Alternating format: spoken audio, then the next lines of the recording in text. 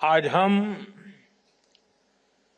भारतीय मौसम विभाग आईएमडी के 150 वर्ष सेलिब्रेट कर रहे हैं। आईएमडी के ये 150 वर्ष ये केवल भारतीय मौसम विभाग की यात्रा है ऐसा नहीं है। ये हमारे भारत में आधुनिक साइंस और टेक्नोलॉजी की भी एक गौरवशाली यात्रा है।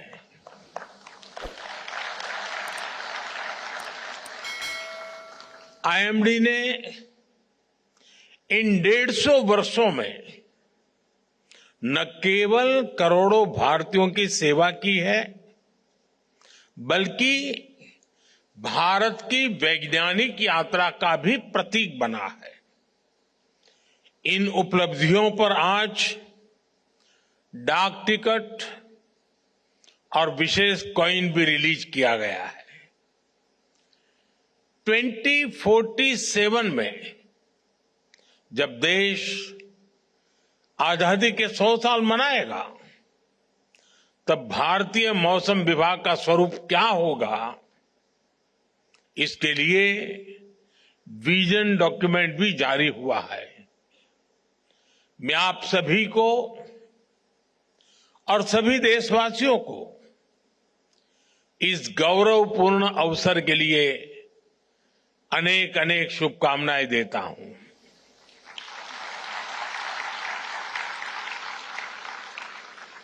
आईएमडी ने 150 वर्षों की इस यात्रा से युवाओं को जोड़ने के लिए नेशनल मीटियोलॉजिकल ओलंपियाड का आयोजन भी किया था। इसमें हजारों छात्रों ने हिस्सा लिया। इससे मौसम विज्ञान में उनकी रुचि और बढ़ेगी। मुझे अभी इसमें से कुछ युवा मित्रों से बातचीत करने का अवसर मिला और आज भी मुझे बताया गया कि हाँ, देश के सभी राज्यों के हमारे युवा यहां मौजूद है। मैं उनको विशेष रूप से बधाई देता हूं इस कार्यक्रम में रुचि लेने के लिए। इन सभी प्रतिभागी युवाओं और विजेता छात्रों को भी बहुत बहुत बधाई। साथियों, 1875 में भारतीय मौसम विभाग की स्थापना मकर संक्रांति के ही करीब 15 जनवरी को हुई थी। भारतीय परंपरा में मकर संक्रांति का कितना महत्व है, ये हम सब जानते हैं। और मैं तो गुजरात का रहने वाला हूं, तो मेरा प्रिय त्योहार मकर संक्रांति हुआ करता था।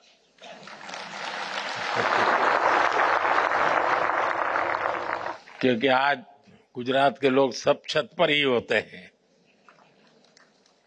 और पूरा दिन पतंग का मजा लेते हैं। मैं भी कभी जब वहां रहता था तो बड़ा शौक था मेरा, खैर आज आपके बीच में हूं। साथियों, आज सूर्य धनु से मकर राशि में कैप्रिकॉर्न में प्रवेश करते हैं। सूर्य धीरे धीरे उत्तर की ओर नॉर्थवर्ड शिफ्ट होता है। हमारे यहां भारतीय परंपरा में इसे उत्तरायण कहा जाता है।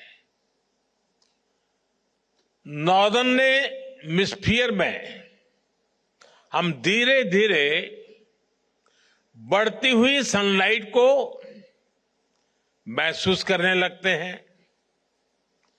खेतीबाड़ी के लिए, फार्मिंग के लिए तैयारियां शुरू हो जाती हैं और इसलिए ये दिन भारतीय परंपरा में इतना अहम माना गया है। उत्तर से दक्षिण, पूरब से पश्चिम, भिन्न भिन्न सांस्कृतिक रंगों में इसे सेलिब्रेट किया जाता है। मैं इस अवसर पर सभी देशवासियों को मकर संक्रांति के साथ जुड़े अनेक विविध पर्वों की भी बहुत बहुत बधाई देता हूं। साथियों, किसी भी देश के वैज्ञानिक संस्थानों की प्रगति साइंस के प्रति उसकी जागरूकता को दिखाती है। वैज्ञानिक संस्थाओं में रिसर्च और इनोवेशन नए भारत के टेम्परामेंट का हिस्सा है। इसलिए पिछले 10 वर्षों में आईएमडी के इंफ्रास्ट्रक्चर और टेक्नोलॉजी का भी अभूतपूर्व विस्तार हुआ है। Doppler weather radar, automatic weather stations, runway weather monitoring systems, district wise rainfall monitoring stations, ऐसे अनेक आधुनिक इंफ्रास्ट्रक्चर की संख्या में कई गुना का इजाफा हुआ है। इन्हें अपग्रेड भी किया गया है। और अभी डॉक्टर जितेंद्र सिंह जी ने आंकड़ों में भी आपको बताया कि पहले कहां थे, आज कहां पहुंचे हैं। मौसम विज्ञान को भारत की स्पेस टेक्नोलॉजी और डिजिटल टेक्नोलॉजी का भी पूरा फायदा मिल रहा है। आज देश के पास अंटार्कटिका में मैत्री और भारती नाम के 2 मीटरोलॉजिकल ऑब्जर्वेटरीज है। पिछले वर्ष अर्क और अरुणिका सुपर कंप्यूटर शुरू किए गए हैं। इससे मौसम विभाग की विश्वसनीयता भी पहले से कहीं ज्यादा बढ़ी है। भविष्य में भारत मौसम की हर परिस्थिति के लिए तैयार रहे। भारत एक क्लाइमेट स्मार्ट राष्ट्र बने, इसके लिए हमने मिशन मौसम भी लॉन्च किया है। मिशन मौसम सस्टेनेबल फ्यूचर और फ्यूचर रेडीनेस को लेकर भारत की प्रतिबद्धता का भी प्रतीक है। साथियों, साइंस की प्रासंगिकता केवल नई ऊंचाइयों को छूने में नहीं है। विज्ञान तभी प्रासंगिक होता है जब वो सामान्य से सामान्य मानवी के जीवन का और उसके जीवन में बेहतरी का, ईज ऑफ लिविंग का माध्यम बने। भारत का मौसम विभाग इसी कसौटी पर आगे है। मौसम की जानकारी सटीक हो और वो हर व्यक्ति तक पहुंचे भी। भारत में इसके लिए आईएमडी ने विशेष अभियान चलाए। अर्ली वार्निंग फॉर ऑल सुविधा की पहुंच आज देश की 90% से ज्यादा आबादी तक हो रही है। कोई भी व्यक्ति किसी भी समय पिछले 10 दिन और आने वाले 10 दिन के मौसम की जानकारी ले सकता है। मौसम से जुड़ी भविष्यवाणी सीधे व्हाट्सएप पर भी पहुंच जाती है। हमने मेघदूत मोबाइल ऐप जैसी सेवाएं लॉन्च की, जहां देश की सभी स्थानीय भाषाओं में जानकारी उपलब्ध होती है। अब इसका असर देखिए। 10 साल पहले तक देश के केवल 10% किसान और पशुपालक मौसम संबंधी सुझावों का इस्तेमाल कर पाते थे। आज ये संख्या 50% से ज्यादा हो गई है। यहां तक कि बिजली गिरने जैसी चेतावनी भी लोगों को मोबाइल पर मिलनी संभव हुई है। पहले देश के लाखों समुद्री मछुआरे जब समंदर में जाते थे तो उनके परिवारजनों की चिंता हमेशा बढ़ी रहती थी, अनहोनी की आशंका बनी रहती थी। लेकिन अब आईएमडी के सहयोग से मछुआरों को भी समय रहते चेतावनी मिल जाती है। इन रियल टाइम अपडेट से लोगों की सुरक्षा भी हो रही है, साथ ही एग्रीकल्चर और ब्लू इकोनॉमी जैसे सेक्टर्स को ताकत भी मिल रही है। साथियों, मौसम विज्ञान किसी भी देश की डिजास्टर मैनेजमेंट क्षमता का सबसे जरूरी सामर्थ्य होता है। यहां बहुत बड़ी मात्रा में डिजास्टर मैनेजमेंट से जुड़े हुए लोग यहां बैठे हैं। प्राकृतिक आपदाओं के प्रभाव को मिनिमाइज करने के लिए हमें मौसम विज्ञान की एफिशिएंसी को मैक्सिमाइज करने की जरूरत होती है। भारत ने लगातार इसकी अहमियत को समझा है। आज हम उन आपदाओं की दिशा को मोड़ने में कामयाब हो रहे हैं जिन्हें पहले नियति कहकर छोड़ दिया जाता था। आपको याद होगा 1998 में कच्छ के कांडला में चक्रवाती तूफान ने कितनी तबाही मचाई थी। उस समय बड़ी संख्या में लोग मारे गए थे। इसी तरह 1999 में उड़ीसा के सुपर साइक्लोन की वजह से हजारों लोगों को जान गंवानी पड़ी थी। बीते वर्षों में देश में कितने ही बड़े बड़े साइक्लोन आए, आपदाएं आई, लेकिन ज्यादातर में हम जान हानि को जीरो या मिनिमल करने में सफल हुए।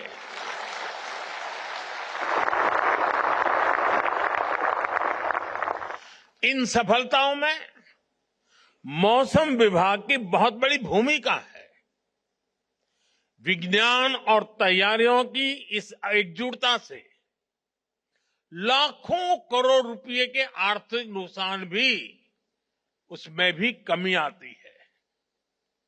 इससे देश की अर्थव्यवस्था में एक रेजिलियंस पैदा होता है, इन्वेस्टर्स का भरोसा भी बढ़ता है और मेरे जैसे तो बहुत फायदा होता है। कल मैं सोनमर्ग में था।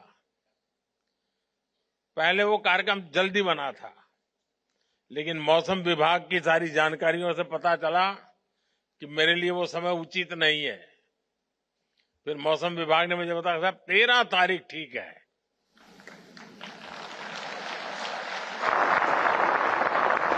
अब कल मैं वहां गया, -6 डिग्री टेम्परेचर था,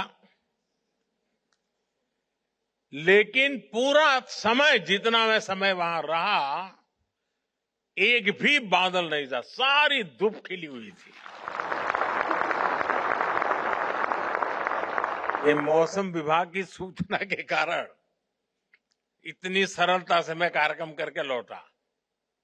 साथियों, साइंस के क्षेत्र में प्रगति और उसके पूरे पोटेंशियल का इस्तेमाल, ये किसी भी देश की ग्लोबल इमेज का सबसे बड़ा आधार होते हैं। आज आप देखिए, हमारी मीटरोलॉजिकल एडवांसमेंट के चलते हमारी डिजास्टर मैनेजमेंट कैपेसिटी बिल्ड हुई है। इसका लाभ पूरे विश्व को मिल रहा है।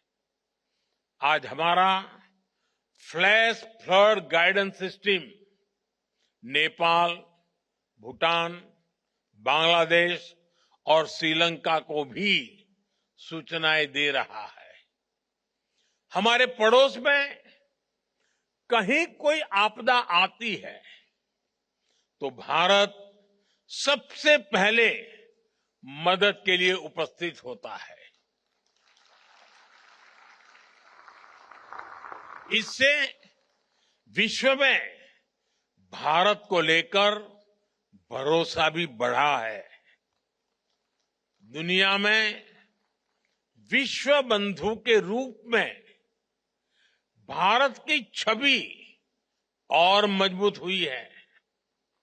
इसके लिए मैं आईएमडी के वैज्ञानिकों की विशेष तौर पर सराहना करता हूं। साथियों, आज आईएमडी के 150 वर्ष पर मैं मौसम विज्ञान को लेकर भारत के हजारों वर्षों के अनुभव, उसकी विशेषज्ञता की भी चर्चा करूंगा। विशेष तौर पर, और मैं ये साफ करूंगा कि 150 साल ये स्ट्रक्चरल व्यवस्था के हुए हैं, लेकिन उसके पहले भी हमारे पास ज्ञान भी था और इसकी परंपरा भी थी। विशेष तौर पर हमारे जो अंतर्राष्ट्रीय अतिथि हैं, उन्हें इस बारे में जानना बहुत दिलचस्प रहेगा। आप जानते हैं, ह्यूमन इवोल्यूशन में हम जिन फैक्टर्स का सबसे ज्यादा प्रभाव देखते हैं, उनमें से मौसम भी एक प्राइमरी फैक्टर है। दुनिया के हर भूभाग में इंसानों ने मौसम और वातावरण को जानने समझने की लगातार कोशिश की है। इस दिशा में भारत एक ऐसा देश है जहां हजारों वर्ष पूर्व भी मौसम विज्ञान के क्षेत्र में व्यवस्थित स्टडी और रिसर्च हुई।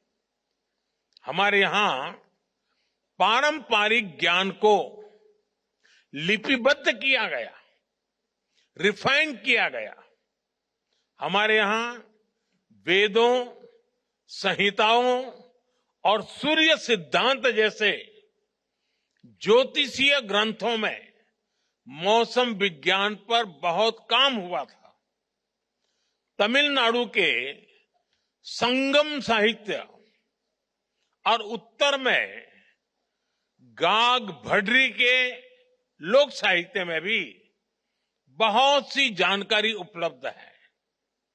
और ये मौसम विज्ञान केवल एक सेपरेट ब्रांच नहीं थी, इनमें एस्ट्रोनॉमिकल कैलकुलेशंस भी थी, क्लाइमेट स्टडीज भी थी, एनिमल बिहेवियर भी था और सामाजिक अनुभव भी थे। हमारे यहां प्लेनेटरी पोजीशन पर जितना गणितीय काम, मैथमेटिकल वर्क हुआ, वो पूरी दुनिया जानती है। हमारे ऋषियों ने ग्रहों की स्थितियों को समझा। हमने राशियों, नक्षत्रों और मौसम से जुड़ी गणनाएं की। कृषि पराशर ऋषि और बृहद संहिता जैसे ग्रंथों में बादलों के निर्माण और उनके प्रकार तक उस पर गहरा अध्ययन मिलता है। कृषि पराशर में कहा गया है, अतिवातम च निर्वातम, अति उष्णम चाति शीतलम, अत्यभ्रंच निर्भ्रंच षड्विधम मेघ लक्षणम। अर्थात हायर और लोअर एटमॉस्फेरिक प्रेशर, हायर और लोअर टेम्परेचर, इनसे बादलों के लक्षण और वर्षा प्रभावित होती है। आप कल्पना कर सकते हैं, सैकड़ों हजारों वर्ष पूर्व बिना आधुनिक मशीनरी के उन ऋषियों ने, उन विद्वानों ने कितना शोध किया होगा। कुछ वर्ष पहले मैंने इसी विषय से जुड़ी एक किताब pre modern Kutchi navigation techniques and voyages, ये किताब लॉन्च की थी। ये किताब गुजरात के नाविकों के समुद्र और मौसम से जुड़े कई 100 साल पुराने ज्ञान की ट्रांसक्रिप्ट है। इस तरह के ज्ञान की एक बहुत समृद्ध विरासत हमारे आदिवासी समाज के पास भी है। इसके पीछे नेचर की समझ और एनिमल बिहेवियर का बहुत बारीक अध्ययन शामिल है।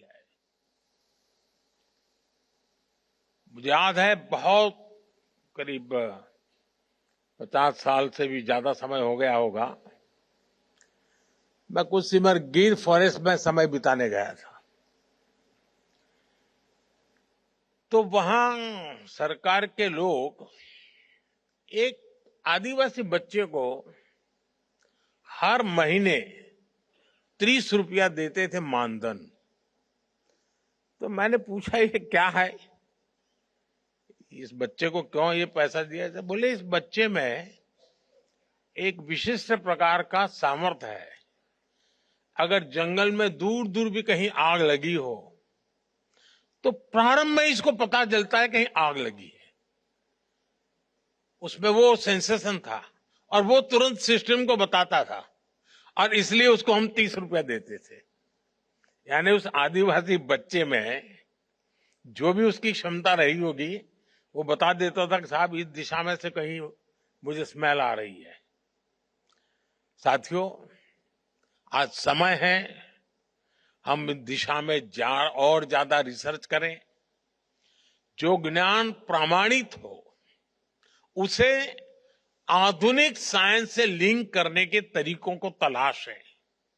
साथियों, मौसम विभाग के अनुमान जितने ज्यादा सटीक होते जाएंगे उसकी सूचनाओं का महत्व बढ़ता जाएगा।